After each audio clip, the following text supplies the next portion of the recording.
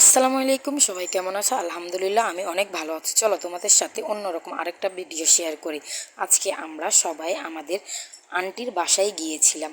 আন্টির বাসায় যাওয়ার পর দেখি যে ওদের আম গাছে এত সুন্দর করে আম ধরে আছে। তারপরে আমগুলা আম গাছ থেকে পেড়ে এনেছি। পেড়ে আনার পর এগুলা আমরা সবাই মিলে আস্তে আস্তে করে আবার নিয়ে আসছি। দেখলেন আমার ছেলের হাতেও আমগুলা ছিল। এগুলা আনার পর সুন্দর করে একটা বলে পানি নিয়ে তারপরে আমের খোসাগুলা সুন্দর করে পরিষ্কার করে নিতেছি। তারপরে আমের খোসাগুলা দেখতে দেখতে প্রায় খোসাগুলা পরিষ্কার করা হয়ে গিয়েছে। খোসাগুলো পরিষ্কার করার পাশাপাশি আমার আন্টি অনেক সুন্দর করে সেমাইয়ের জর্দা তৈরি করেছে। তারপরে সেমাইয়ের জর্দাগুলো সুন্দর করে আমাদেরকে সার্ভ করা হয়েছিল। তারপরে দেখেন এত সুন্দর করে সেমাইয়ের জর্দাগুলো তৈরি করেছে। আমি তো দেখে খুব খুশি হয়ে গিয়েছি। আমার এই সেমাইয়ের জর্দাগুলো এত ভালো লাগে যে বলার বাহিরে। তারপরে অনেক সুন্দর করে সেমাইয়ের জর্দাগুলো খেয়েছি। খাওয়ার পর দেখতে দেখতে প্রায় আমাদের আমের খোসাগুলা পরিষ্কার করা হয়ে গিয়েছে।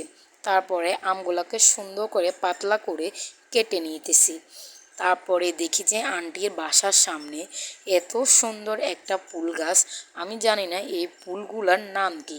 তারপরে আমি দেখে তো এত খুশি হয়েছি, এত সুন্দর করে প্রতিটা জায়গায় জায়গায় ফুলগুলা ধরে আছে। তারপরে ফুলগুলোকে আমি সুন্দর করে একটা ভিডিও ক্লিপ নিয়েছি। দেখেন এত সুন্দর। এখানে সাদা ফুল, সাথে ফুলগুলা আবার হলুদও হয়ে আছে। জানি না এই ফুলের নাম কি। আপনারা যদি জেনে থাকেন তাহলে অবশ্যই অবশ্যই আমাকে কমেন্ট করে জানাবেন এই ফুলগুলার নাম কি। তারপর একটা ফুল আমি ছিঁড়ে নিয়েছি।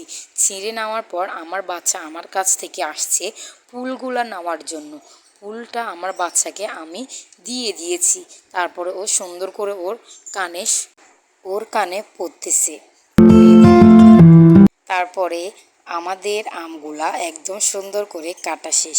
তারপরে এগুলাকে আমরা কাঁচামরিচ দিয়ে সাথে লবণ, চিনি, দুধের পাউডার এগুলাকে দিয়ে সুন্দর করে একদম মেখে দেখেন কীভাবে মাখতেছে। মাখার পরে আমার বোনের মাখা হচ্ছে না। তারপর আবার আমার ভাইও সুন্দর করে মেখে নিয়েছে।